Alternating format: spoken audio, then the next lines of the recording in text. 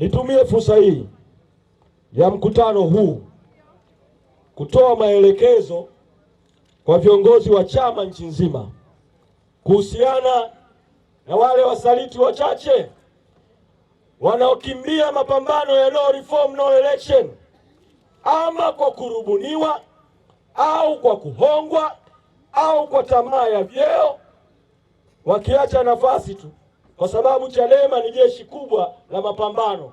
Viongozi wa chama maeneo husika, tumieni katiba ya chama ibara ya 6.35 inayohusu kuziba nafasi wazi za uongozi. Kamati ya utendaji ya kila ngazi au baraza kuu itaziba kwa muda nafasi yoyote ya kiongozi aliyechaguliwa na mkutano mkuu wa ngazi husika. Nafasi zilizo wazi za viongozi walioteuliwa zitazibwa na vikao husika kwa kufanya uteuzi mpya. Nafasi zote zilizo wazi zizibwe, tusonge mbele, tuendelee na mapambano mpaka kieleweke.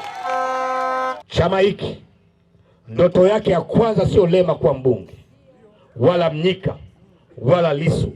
Ndoto yake ya kwanza ni uhuru wa kweli, mabadiliko ya kweli na utu kwa kila mwananchi.